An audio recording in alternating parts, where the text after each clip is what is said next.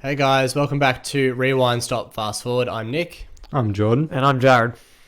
Today, in preparation for Once Upon a Time in Hollywood, we thought we'd take a deep dive into the works of Tarantino, and we were going to rank our favourite Tarantino films from best to worst.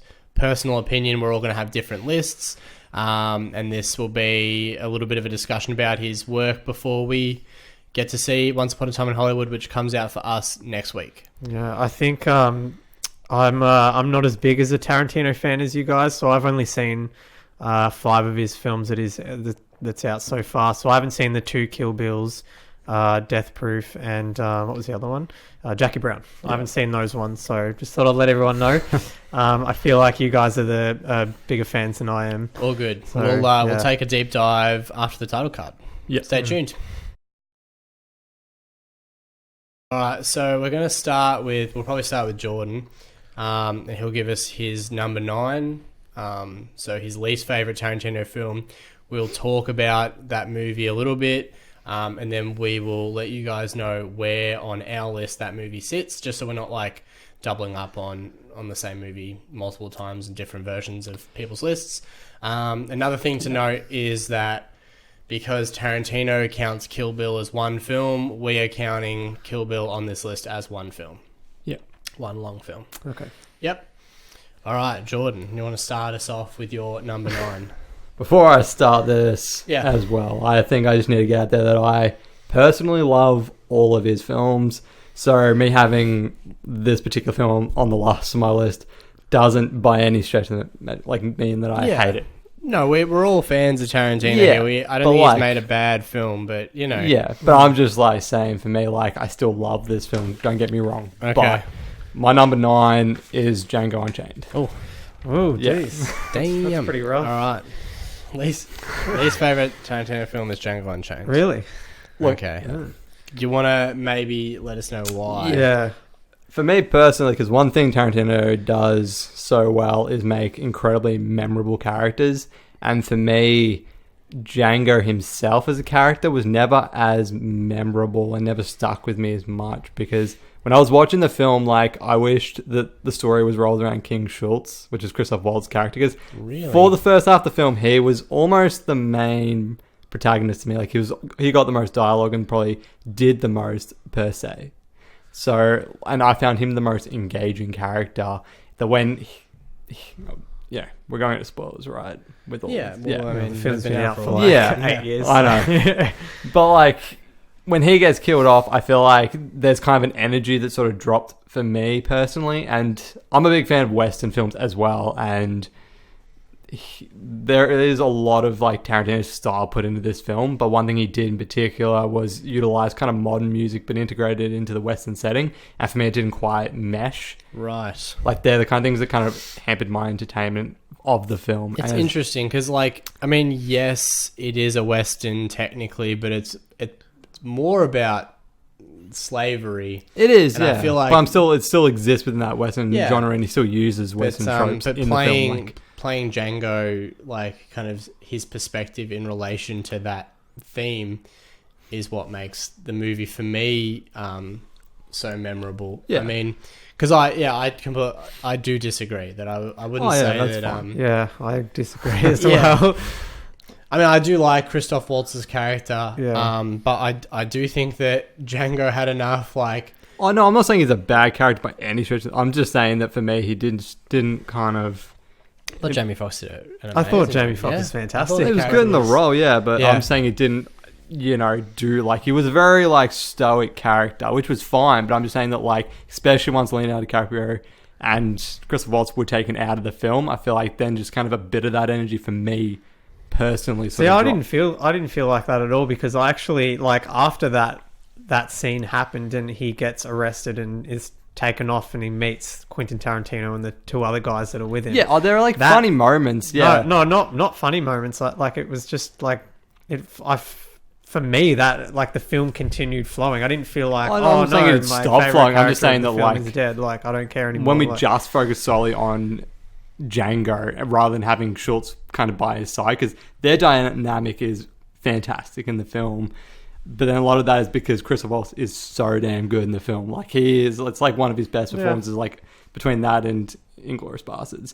But yeah, I just felt that like Django just didn't kind of hit me as a character. Like I enjoyed his story and everything, but it just didn't quite hit me the same way. Like, and I just didn't kind of feel that invested in his character as much as sort of other characters within Tarantino's filmography. Okay, interesting. Personally, I do think that like Django does probably take Tarantino's style, maybe like because some of his films do go quite over the top, being Tarantino's style. Like it does do scenes over the top, and if anything, Django probably has the most over the top scenes, and the most obvious what stuff. particular scenes? The most over the top. I was gonna say, what particular scenes are you talking about? I'm talking about like the whole end scene where he's like, because might I remind you about that whole like the gimp scene in Pulp Fiction? Like, no. For that is like fucking over the top for me. I'm talking about like I'm talking about when you look at that end scene where he's like fighting all those guys in the house, like the way it's just like blood splattering all over the place. Like it's fucking awesome. But I'm saying like that can be considered. I wouldn't say that's over the top though. Like there's like I think that's if you consider the violence in like Hateful Eight as well, that is like way more than I wouldn't say that. Yeah, I would say that is more over the top than any scene in Django at all. Like that's fair enough. Yeah. I'm saying for me personally, my enjoyment of the film kind of like I love the film, but I don't probably enjoy it as much as I do other films in its filmography. Interesting. Personally. Okay. And I know that like disagrees a lot because a lot of people put it pretty high. It's not. It's not super high. Like I wouldn't say it's in the top. Yeah, but like I'm not anyone's real kind of ranking of Tarantino's work. But I do think that there are things within the film that probably Tarantino showed a lot more expertise over. Like I feel like structurally that movie is really good. Like it runs it, I would assume, over 2 hours. Yeah, and it does. I think it does drag in a few spots. Really? I don't think that at all. I think like there's enough small like little like climaxes to each kind of like arc that you get kind of like Tarantino's classic like slow paced, build up to a really, really intense reward, but you get it more and more frequently throughout this film with like bigger kind of spectacle moments and like moments that really actually, I think this was the first Tarantino film where I watched it and I was like, it's not just violence for the sake of violence. There's some scenes in here that he's gone out of his way to make like a really, albeit graphic, but he's making a very, very, very clear point, especially about like the fighting and the scene with the hammer where I think like one of the slaves has to kill the other one with a hammer. The dogs, Broomhilda's like kind of whipping. All of those are like, because usually Tarantino does put in a lot of violence and it's usually just violence for the sake of violence. Whereas this, I feel like there's a lot more weight and meaning behind it, which is why it sits for me at number 5. That's cool. No, that's fair. I completely agree with everything with what you said, Nick. I have to disagree with what you've said, Jordan, because I really Django sits for me on 3rd, but then again, I've only seen 5 of his films. That's fair enough. I really enjoyed like Django. For me is a pretty solid film. I feel like saying that the interest in the film stopped when Schultz and Leonardo DiCaprio's character died is kind of, in my opinion, it's a little bit unfair to say that. Like, what do you mean by I know a lot of criticism that I've read online that people say that pretty much what you said, that King Schultz was like your favorite character, and like it was like the really solid character in the film, and Django isn't. So when he died and it like got to that sort of like last act of the film, that it was really like not as solid as the rest of the film, which I disagree with, because I feel like from the start of the film, as Nick said, it's Django's story. And I know it is his story, but again, just when you're watching like those scenes of dialogue, because like Tarantino obviously is one of the best at writing dialogue, and like obviously Schultz, you can just endlessly watch him talk because he's just so captivating. But again, like that sort of sense of like the way you can just sit and watch that, I just never felt like Jamie Foxx, like as Django, like his character was never had that same sense of like. We might need to put a pin in it and move on to the next movie, because Yeah? Yeah, Yeah, that's cool. Anyways, yeah. No, like, I know what you mean. I still love the film. Don't get me wrong. There's so much I love about it, but I'm just saying that, like, because there's other Tarantino films that in my own way I enjoy more. No, I than this agree. film. I feel like Jamie Foxx can, like, in that last scene, he's still Oh, brought yeah, the dialogue. he's still a but, good. Yeah, anyway, we'll move on. Yeah. All right. My number 9 is Death Proof. Which I haven't seen, so I'll let you guys That's take all this good. one. Why is it my number 9? I feel like, and once again, it's not because I don't like the film. Yeah. But I do think that it's a little bit, because it's all kind of done in that grindhouse Exploitation flick style. yeah. That just didn't really, it's not really my kind of movie. And in comparison, like, once again, as a standalone film, it's fine. Yeah. But when you're stacking it up against every other Tarantino film, obviously I feel like it falls a bit short. Yeah. Obviously, where it does kind of like linger in the bar scene, I think when Kurt Russell's character is picking up the 3 young girls. Yeah, well, Like that, the dancing scene where she like lap danced on him, I was like, like, it's not bad, but it's still just not quite as intriguing as some of his other like slower character studies. Yeah. And I feel like Kurt Russell's character is very much the just the cookie cutter like 80s serial killer without a whole lot of depth. Like, he's just like charming for as long as he needs to be to then kill some people. So Yeah. that's why it's my number 9. So it's at my number 8. Yep. Although, like, the bottom half of my list, kind of very like going back and forth on a lot of films for me. But I do really dig kind of his homage to those like 70s, really grand flicks. Like, and like it goes back, especially because half of it's like a slash film, the other half is a car chase film. Yes. And Kurt Russell, for me, like, I find it interesting that you say, because I do understand that he can come across as cookie cutter, but I thought that Kurt Russell infused with that character with so much energy, charm, and like I could just watch him all day in that film because he's so damn good to me personally. Right. It's interesting because and like I get what you say. That first half of the film definitely feels like it's kind of just going along because the first group of characters I think aren't as interesting. But I understand, they were interesting enough. like, it's almost like From Dusk Till Dawn-esque, where, like, you're not sure what's going to happen. Yeah.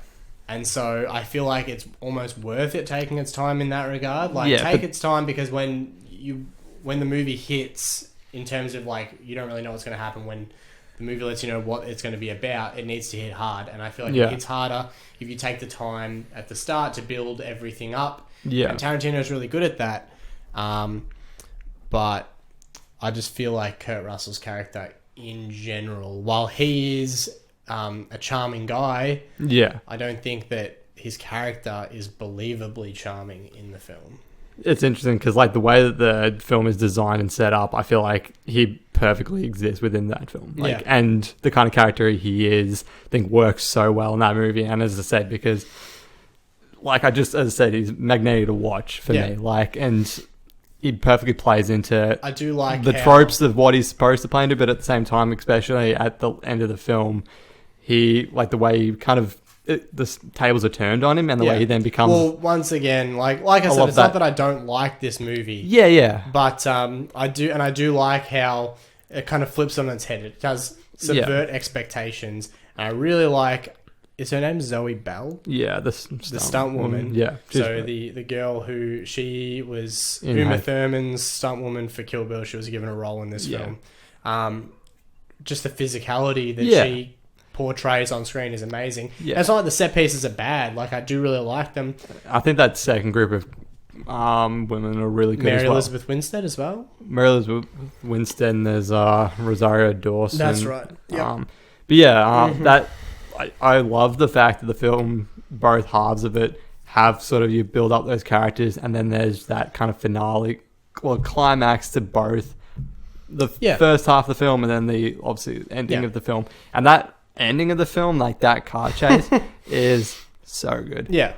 Well, I mean, like I said, it's not bad, but it is. Yeah. It's just I've gained more of an appreciation for it over time. It's not a bad film. It's just not up there with Tarantino's best I get work. that. Yeah. But I personally just find it so fun, and as I said, Yeah. I can just enjoy the hell out of watching it. All right. Do we want to move on to your number 7, or do we want to go to Jared's number? I feel like we should move on to Jordan's, just because if we do mine, then we'll get all the top ones out the way straight away. Because All right. Yeah. Well, I don't know what Jordan's not after dropping Django at number 9. Oh no, geez. Who knows what to expect here? Yeah. At my number 7, I have Reservoir Dogs. Oh, Yeah. okay. Yeah. See, I've put Reservoir Dogs as my 5th, which is my last. Okay. one. All right. Yeah. All right. Hit me, Jordan. Why? Why? There's so much to love again about this film because it started obviously Tarantino's career and everything where his style is now, like everything he does now, he owes to like what he did first in Reservoir Dogs. Mm-hmm. But I think as a story, I think it's just for me the least rewatchable. Really? Just because the way that like the story kind of plays out, once you've seen it, you kind of as you rewatch it, you know exactly what's going on, but it's still so gripping at the same time because like the characters are so well written and like there are so many great scenes of banter between the characters. I think it's still it is still watchable, like really watchable. But so that rewatchability for me is a little less so than other Tarantino films, and I think it does feel a little bit like it. I feel like out of all of these kind of dialogues, I don't say he got better at making them. Like that's for me. Like there's some great moments of dialogue, but like I've seen sort of it become better over time. Like he's got more at perfecting it. Interesting. To me, that's my personal sort of. Honestly, I just pretty much. I agree with most of what you said. I don't know. It just didn't really stick with me like the other Tarantino films. I don't know. It's not that I didn't enjoy it. It's just like, I enjoyed it and yeah, I don't know. Just like other films, like especially Inglourious Basterds and Pulp Fiction have stuck with me as like really fantastic, really like highlighted films in all the films that I've ever watched. And Reservoir Dogs, I don't know. There was just something about it that I just didn't find that gripping and that interesting. I don't know what it is. It wasn't the characters. It might have been. It wasn't the dialogue. It might have been just the general story overall. Right. I don't know. I mean, like, because it was shot on quite a budget, so like maybe the lack of locations and like possibly, maybe the fact he couldn't show you like really the heist itself is that kind of elements that you. Yeah, possibly. As I said, I don't know. I'm not sure what it was. I didn't find it that great of a film. That's all. Like, okay, that's fair enough. I'm interested to hear what you have to say, Nick, because you're probably going to say the complete opposite to me. It's ranked as my number 3. Yep. Okay. So I'm a massive fan of Reservoir Dogs. Yeah. And it is kind of ironically for some of the reasons that you didn't like it. I think that when you can thrive under very, very, very specific constraints, that the work itself is beneficial as a result. And so this is Tarantino without the budget that we're used to seeing, without, the connections necessarily that we're used to seeing. And he's had to do this himself. He's had to design a story that's interesting, engaging, that works with so many characters. Because that's why I appreciate it. Usually, Tarantino's films have a lot of characters, but they work in isolated stories and then kind of interconnect loosely. Whereas this kind of works as a story with a heap of characters all kind of taking place at the same time.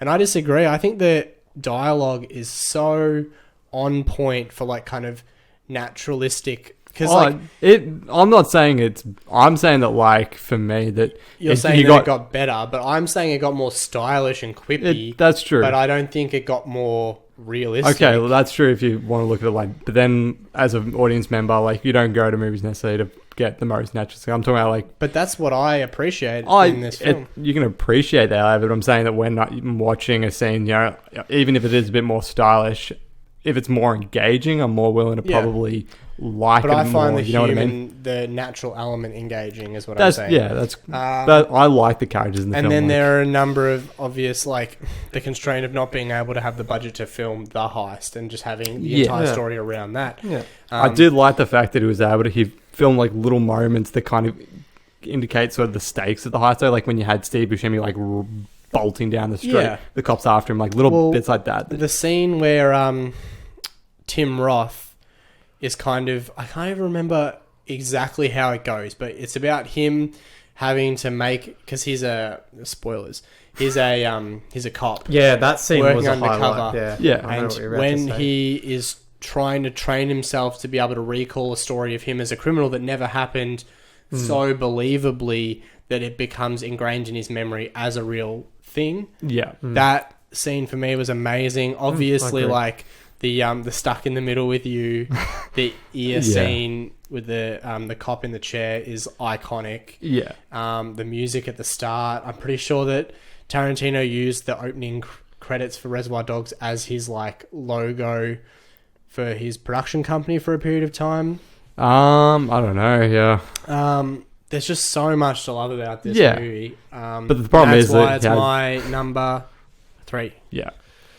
Yeah, that's fair. As I said, I don't know what it was. It just didn't stick with me as a great film. I feel like possibly one of the reasons, and I do this a lot with films, and especially really poorly written horror films, but like there's so many elements where I could have just been like, oh, if the characters had just like done this whole, you know what I mean? This whole thing could have been avoided. And I feel like I do that a lot with films. And to me, like, I remember when I was watching the film, I was like, Tim Roth's character is like an undercover spy. Why didn't he just say to them, like, just drop me off at the hospital? I don't care if I get arrested or not. I don't want to die. You know, like, he why literally said that in the film. does he? I haven't watched it in a I while. watched it last night. Did you? Oh, okay. He literally says to him, "Hey, why don't you just drop me off at the hospital?" Like Yeah. he legit says that, and they're like, but then you kind of know because like obviously Harvey Keitel's character in the film, he says because he's given Tim Roth his name, so he's like, oh, but I'm not sure if you get like caught and then you know my name kind of thing. Yeah. So that's a whole thing in the film. Oh, okay, right. Yeah. See, I haven't watched it for a few years, so that makes sense. Yeah. Okay. Yeah. But yeah, like I feel terrible when I'm putting these lists together because when I put like Reservoir Dogs this low, it makes me seem like I dislike the film, but it's because like his film, works all of are his so good. yeah, exactly. That it's almost like you just really have to go down to personal enjoyment. When I watch a film, how Yeah, do I feel feel about like it? you Let's might be move getting to- a wrong opinion of me. I don't think it's a bad film. I did enjoy it. I just didn't think it was a fantastic film. That's Yeah. all. Yeah. Yeah. All good. How do we want to do this? Do we want to do your number? Well, you've 4? already You done know, the we know two your of number. mine. So Well, do you want to do my number 7 then? Yeah. What is? Oh, actually, no, my number 8. yeah, we haven't even your, done that your yet. Number 8. Yeah. My number 8 is Hateful Eight. Oh, there you go. That fits. Obviously, once again, really, really like that movie. I actually do think it's interesting because I've rewatched it a couple of times, and it's not like knowing the story is detrimental to my enjoyment of the film at all because the cast is so good. Yeah. But I do think that it's almost like Reservoir Dogs in the sense that it's filmed in one location. It's very isolated, very character driven, and I just think that it's not done as well as Reservoir Dogs. And then it kind of exists for me within the same kind of realm and spectrum as Django, in the same kind of Western universe. And if I had to pick one to watch, I would pick Django. So that's where it falls for me. So Number 8, yeah. Hateful Eight for me is at my number 6 spot. Okay. But see, to me, it's probably Tarantino's closest film to probably almost making a horror film in a sense, because like he was heavily inspired when he made this film by The Thing. And you can tell because like he used Ennio Morricone's score. Yeah. He even used a piece of music from The Thing in The Hateful Eight. And you can tell like because I love The Thing. Like it's probably one of my favorite horror films. And I just love the way that like the whole time that I'm watching, even from the beginning, you just get this really unsettling, unnerving feeling about it. And when you put like these characters into the same room, and it just creates this great sort of sense of tension and banter that I really loved watching. Mm-hmm. Yeah. Even if, like, yes, the end of the film goes bombastic, crazy Tarantino. But, like, I thought the setup was so good that, like, I just enjoy the way that whole thing plays out. If you can have, like, a movie that's over 2 hours long and doesn't drag, which I don't think it does, like, To you're me, it doing doesn't. something right. Yeah. And it does. I don't feel like it does either. I love that everyone, like, when you look online, because he filmed it in, what was it? 70 mil. Panavision ultra wide 70 millimeter or 'Cause, something like that. That was it's a soft spot for me because we actually got to see the Hateful Eight in the 70 millimeter. That's true. Yeah. So that was a pretty awesome experience Yeah. to see that. But yeah, like a lot of people have the criticism that like they choose to shoot in this widescreen thing and then they shoot half the film inside a cabin. But I thought it's an absolutely gorgeous looking film and like The set exterior is insane. Yeah. I think it's an upgrade on Django Unchained from the production and design perspective. Like everything is so tangibly like embedded in that like Western world. But then that's another reason why I liked it more than Django, because Django is like part Western, but it really does a lot outside of that genre. Whereas it's on like the cusp of when Westerns were becoming like kind of colonialized and everything. Yeah, exactly. But like Yeah. Hateful Eight for me exists as a Western film, and like that makes sense. Yeah. and that because I said I'm a big fan of Western, so when he like the fact that it felt like a Western to me, I was like, okay, this is fucking awesome. Like I have Hateful Eight as my number 2. Nice. Okay. I have to 100% agree with you, and I was going to bring it up if you didn't, but The Thing as well. But we went and saw it in the 75. Was it Panavision? Yeah, we saw it on film. Yeah, and with the intermission and all, by the way. Yeah, with saw the it with intermission and everything, and I have to say that is probably one of the best experiences I've ever had watching a film. Like it was I good, was, yeah. I was so gripped into the storyline, and that whole building up of tension and from the start all the way. I think the only scene I really didn't like was the when they get poisoned and they start sort of throwing up. That was the only scene that kind of took me out of the story, you know. See, that's interesting. I actually like, to me, instead of almost, because like when you watch The Thing, there's obviously like the horror elements really come in when the people are being morphed into like the creature and like the body gore of it almost. Yeah. And like they're the moments that instead of having that in the film, he chose to instead do those ultraviolet and deaths. Yeah. So But like see, in the place of thing- that horror, you get like Yeah. him spewing blood, and it just like Yeah. as a But- mental but- image, it's like disturbing, but it's like it's But at the same time, I don't know if you guys remember or not, but in the cinema, everyone was like laughing during that scene, and that took me out of the whole like the whole intense like build it's up. because it was over at the top, start. like the way it was filmed. Yeah, it that- almost is comically funny. Yeah. sometimes, but the way that the whole theater erupted in laughter Yeah. when that happened, and that really took me out of the film. And I feel fair like enough. that's the lowest point of the film. And Fair enough. everything about that film, I really we got love. to see it with the extended footage as well. Yeah, which we did. Right. It probably Yeah. added like I think 10 minutes, maybe Yeah. 15, and once again, I don't feel like it dragged at all. I think the I only agree. one weird thing in the film, especially because the way we watched it was obviously with an intermission. Yeah. But if you don't have an intermission, you watch the film. There's a point where Tarantino has like overlaid like dialogue.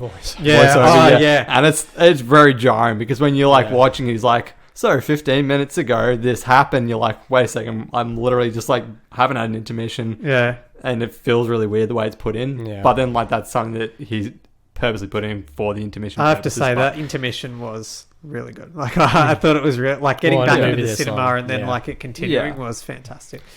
That's why I put it number 2. I just thought it was a really, really, really solid film, and I would watch that over. I feel like it has a little bit less of a rewatchability over Django. Simply because I agree. like the Yeah. plot twist and everything is revealed and That's that. fair But enough, yeah. However, I would definitely watch it over Django. I think just For for, the genre and the kind of film it is and the way everything plays out, for me, I just prefer like that kind of film. Kind of, I like more than absolutely. what Django was. Yep, I Yeah. completely agree with And you. for Yeah. why I enjoyed it, Yeah. more. But Yeah. that's me personally. Yep, I completely agree with what you just said, Jordan. So, yeah. All right, go my, again. my number 7. All right. 3, 2, 1. My number 7 is Jackie Brown. Okay. Which I haven't seen, so I'll let you guys discuss it. Yeah, well, we'll try to be brief with this one because I haven't seen it in a fair while. I feel like it's Tarantino's most conventional movie. It's from memory like a little bit more of a character study, like it's very character It's driven. more. I think they used it like it's more of a hangout movie almost, like Right. where the characters are just talking Yeah. and, you know, But conversing. once again, by no means did I not enjoy it. I went into because in his spectrum of movies, it's the one that's talked about the least. So when I went to watch it, I was like, this is just going to be an average Tarantino movie. And I was so pleasantly surprised by it that it's made it past, what did it make it past? It made it past Death Proof and Hateful Eight to number 7 on my list. So Okay.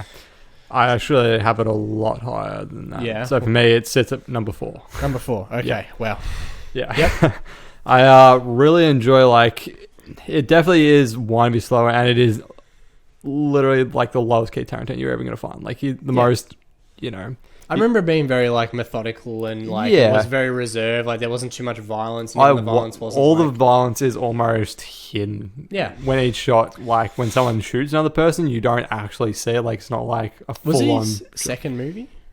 I don't think so. I'm pretty sure it might have been after like Pulp Fiction. I'm just even. curious as to whether, like, kind of budget-wise, he was working once again, kind of like I with think he was Reservoir working Dogs, with- under a constraint that maybe. No, I think he's had an okay budget for the. Oh, okay. but- Well, I mean, he had I a don't lot of good actors, a lot of Yeah. famous people. So I can look and it actually at has. actually while you talk about it. yeah, It actually has, in my own personal opinion, one of my favorite openings of any Tarantino film, right. which is, I don't know if you remember it, but 110th Street by Bobby Womack, I think it is. That plays as Pam Grier is running from one side of the airport to the other, and it's just this long take, Yeah. and it's such a beautiful shot. He did Like, I Jackie absolutely- Brown after Pulp Fiction and before Kill Bill. Okay, Yeah. nice. All right, But yeah, I just like absolutely just love. the forgotten. I mean, like, because obviously Oh, two it is- iconic films, it's obviously been wedged in there and forgotten about a little bit. Yeah. Yeah. But yeah, I absolutely love the characters in this, and just the way Yeah. the story plays out and unfolds. Because again, it's nothing like bombastic or crazy. It just kind of slowly builds and builds and builds. And like the ending is nothing again bombastic. It's just a very satisfying ending. Mm-hmm. But yeah, and everyone is really like top notch in the film. Yeah. 'Cause I remember the From first what time I remember, yeah. Yeah, the first time I watched it, I remember because Robert De Niro's in it, and I remember for a good majority of the film, I was wondering like why he was cast in it, because he doesn't do a lot for a good majority of the film, but then the ending of the film comes, and like then his character gets a lot to do, and just like the way he plays it, it's both hilarious and just like he's puts a lot into the role. Yeah, nice. But yeah, no, I really enjoy it, and again, every time I watch it, I think I gain more of an I appreciation. think I need to watch it again, Yeah. just to get a little bit more perspective on it. Yeah, but no, it's not a fast-paced movie, but Yeah. it's a very well-told story. And obviously, it's, I think, like, his only film that he actually, like, did based on a novel. Yeah, that's right. By, Yeah, what's the name of the guy? Was it, like, Leonard Elmore, or something like I'm that? not sure. Yeah. But anyways, There I you really go. enjoy it. So what? My number 7, your number 4. Yeah. All right. Well, there you go. Joe, do we want to jump into your next lowest rated Yep. film or next highest rated film? Okay, so so far Because we're getting to the point here now. Yeah, Of the yeah, ones you would expect to be up there on a Tarantino list. absolutely. So, yeah. So we've done my number 2, number 3, and number 5. Yep. So my number 4 was Pulp Fiction. Pulp Fiction number 4. Yeah. Okay. Interesting. Nice. Yeah. All right. Wait, whereabouts is it on yours? It is my number 2. It Yep. is my number 2 as well. Okay. Yep. Okay. Do you want me to start? I think we start all off? have the same Yeah. favorite film here, boys. Yeah. Yeah. Oh, jeez. Yep. Yeah. So Pulp Fiction again, pretty solid film. Yeah, I did. I've seen it a couple of times, and I really enjoyed it. I don't know. I feel like it because it wasn't sort of like a mainstream, like the way that the movie was structured. It was a bit. Jumped all. Yeah, to it was different jumped stories. all over. Yeah. I feel like the first time I watched the film, I was a bit confused Right. with like where everything kind of fits. So Yeah.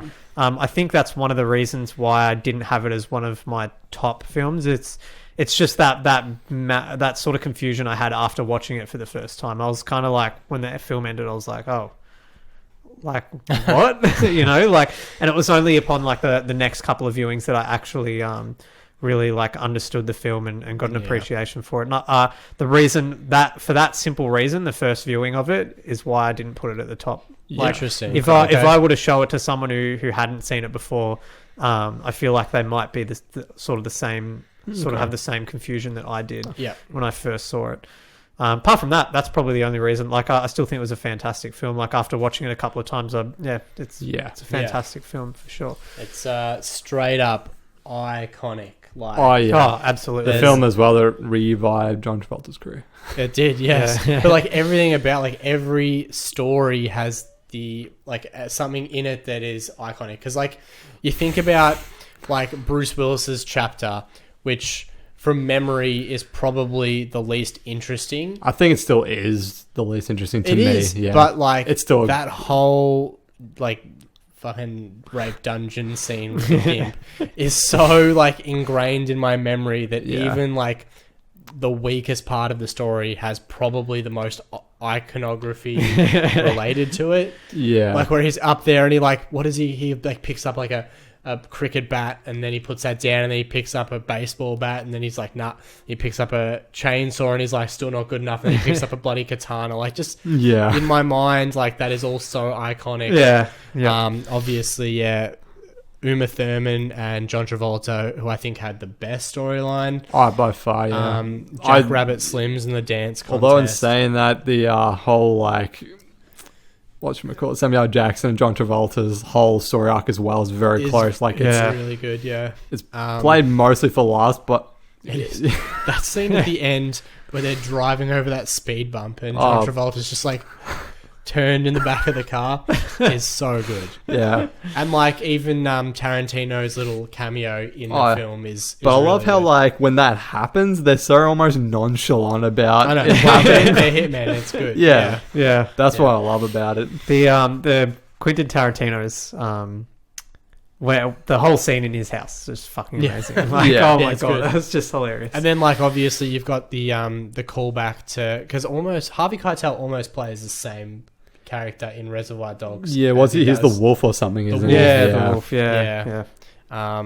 So I feel like it's where you start to see the characters start to crop back up in Yeah, recurring kind of- films because yeah. obviously, you know, there's this prevailing theory that the character Uma Thurman played in Pulp Fiction on the TV show is like based off of what Tarantino wanted to do with the characters in Kill Bill. Yeah. So obviously there's like that kind of in-universe trajectory for Uma Thurman to go from playing, what's her name?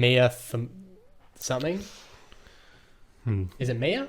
I'm pretty sure it's me. I'm trying to think of the last name. I was Is going it to say Wallace? Mia Thermopolis, but that's from the Princess Diaries. It's Wallace, isn't it? Mia Wallace. Okay, there you gonna go. say, Yeah, like- I think that's yeah. It's because her husband is it her husband? Marcellus Wallace. Marcellus yeah. Wallace. Look, it makes sense now, all right? Anyways, Oh, Jesus. yeah, it's a great, and like even with the heroin overdose. Yeah. Yeah. I think the only thing that like borderline getting on my nerves was Bruce Willis's girlfriend, the one who was like always talking about blueberry phone. Oh, but that like accent, just like Yeah, oh boy. it's a good movie. Yeah. Yeah. It's essentially about nothing as well. Like that Yeah. briefcase. I don't even know like what that's meant to be symbolic for. If Yeah. it's meant to be symbolic at all. Yeah. It's pretty random, but like I to think have the a movie. briefcase has been talked about for years. There's so Yeah. many theories of what's in there, but Marcellus Wallace's soul or something. yeah. Yeah. I think that's the yeah. All right, so let's move on to your next one, Jordan. Well, there's only Kind of- three. There's only Yeah. 3 films left now, isn't there? There is my number 4, which will be your. I'm assuming number 2.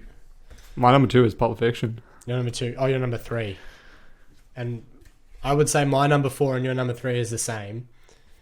Is that what we're up to? Well, my number 4 is Jackie Brown. Oh no, I've only got 2 left. you've I'm got pretty 2 sure. left. What are number 2 and number 1?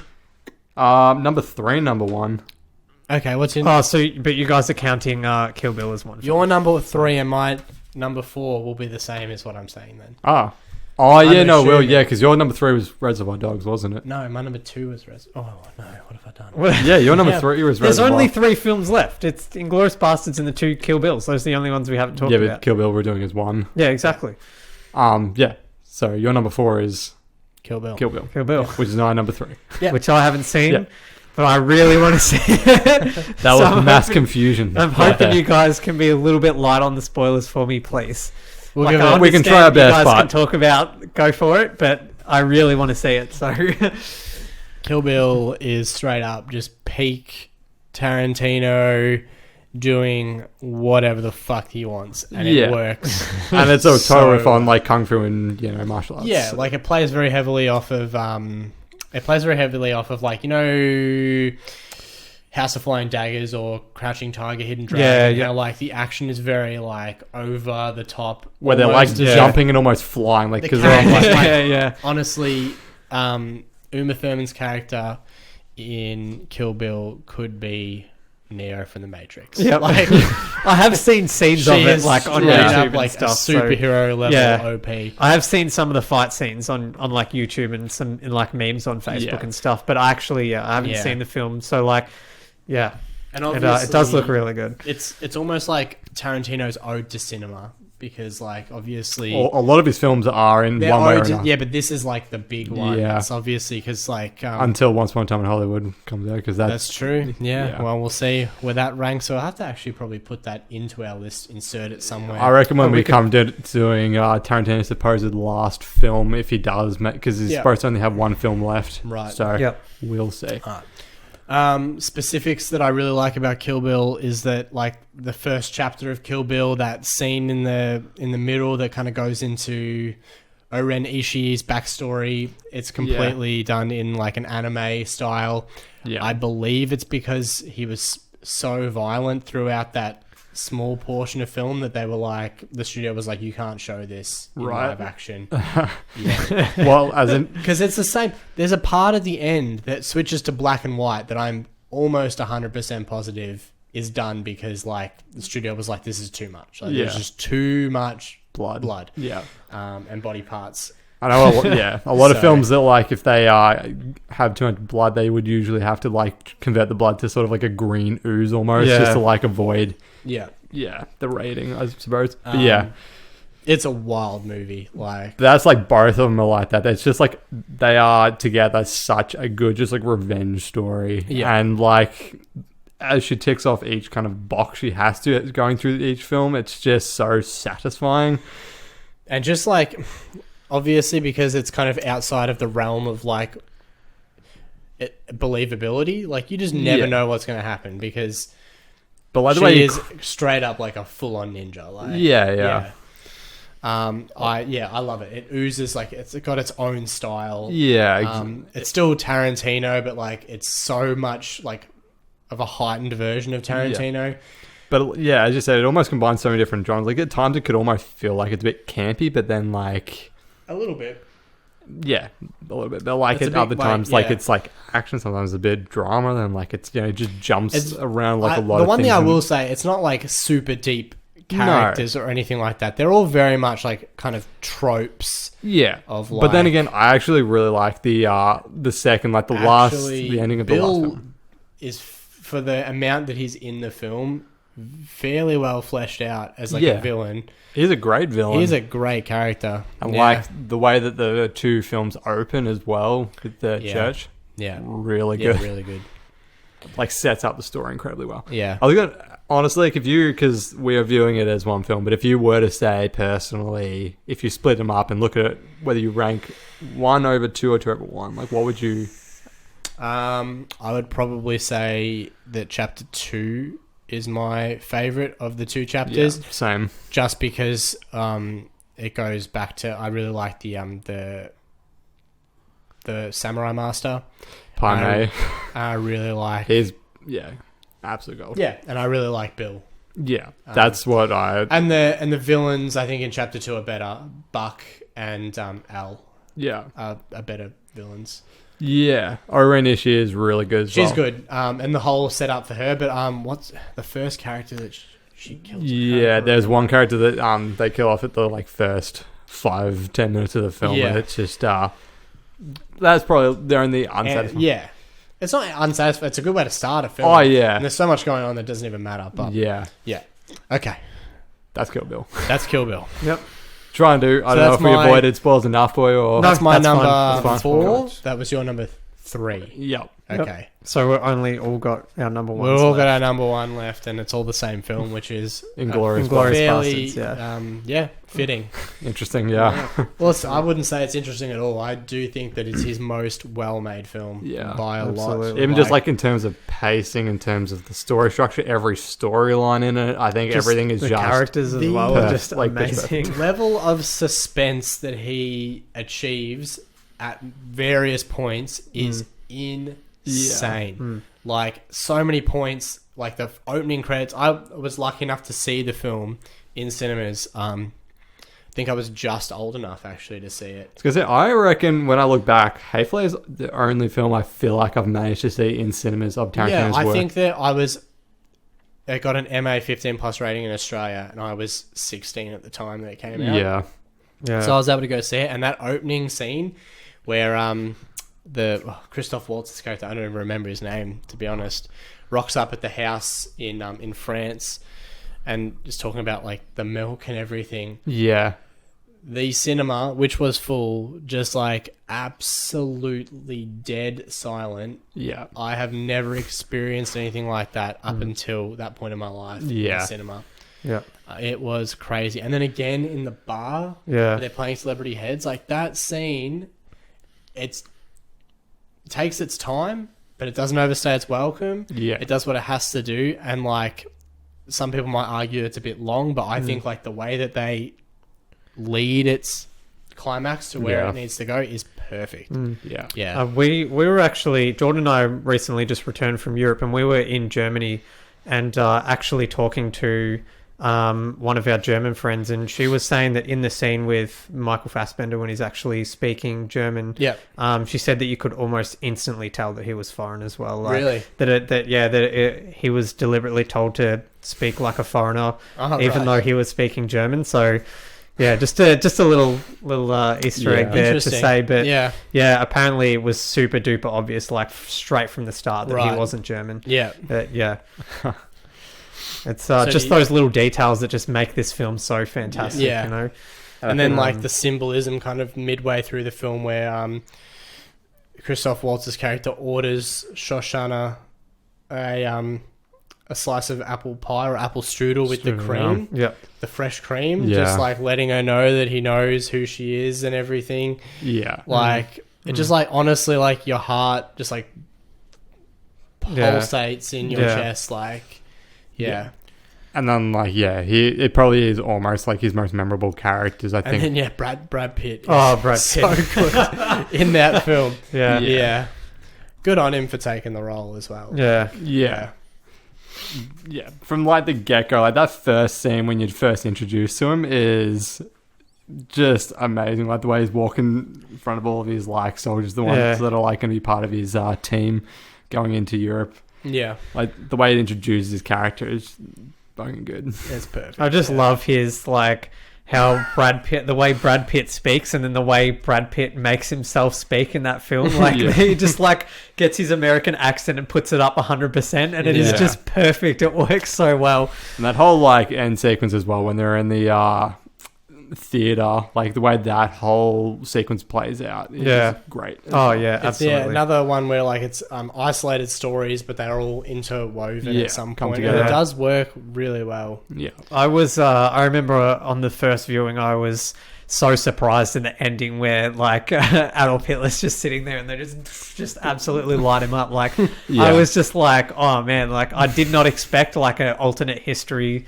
to like play out, but Yeah. man, that was Yeah. fantastic. Like, I was so surprised, and Yeah. it honestly felt like such a refresher, because there's so many films that are like, not like this, but are set in history, but they'll make sure very specifically to not touch history and not alter history at all. Yeah. And it was just such a refreshing view to see that, you know, like to see the history pan out in like a more of a, you know, better way than it did in real life, and sort of, you know, yeah, just the way that the movie handled that alternate Yeah, timeline No, I agree. was really 100%, fantastic. Yeah, Yeah. absolutely. Well, there it is. That's our respective top 9 lists of our favorite Tarantino films. we thought we'd talk about it because obviously Once Upon a Time in Hollywood is coming out next week, and we are all very, very Super keen to see it. Super So duper keen. this is just a little bit of a video to get us hyped as much as possible before we see the film. And I think obviously when we do our discussion about it next week, once we've seen the film, we might just slot it into where we think, like within our list, we see it fitting. Yep. Just to give you guys maybe a little bit of perspective, because obviously, like, none of the movies that we talked about today are ones that we actively dislike, even if they were lower on our list. So I can maybe guarantee just like, you, in like give it a year, I might switch some of them around anyways. and it'll 'cause just it changes depending on like how recently you viewed obviously the movie and stuff as well. and how you're so- feeling at the time. Yeah, exactly. Yeah. So it'll just be a little bit more of context for, you know, whereabouts we think Once Upon a Time in Hollywood fits. Yeah, Yeah. But absolutely. we're very excited. So make sure you tune in next week, and hopefully you enjoyed this video. And Yeah, Thanks let us very know what much, you think in the comments, and leave a like and subscribe if you feel like doing that. If you enjoy our style of videos, And and even just like put your own ranking of Tarantino yeah, let us films, know like, what your like Yeah. 1 to 9 is. And, definitely. yeah, We'd like love to to hear. see it. All right. Thank you. Yeah, Thanks thank very you. much. Cheers.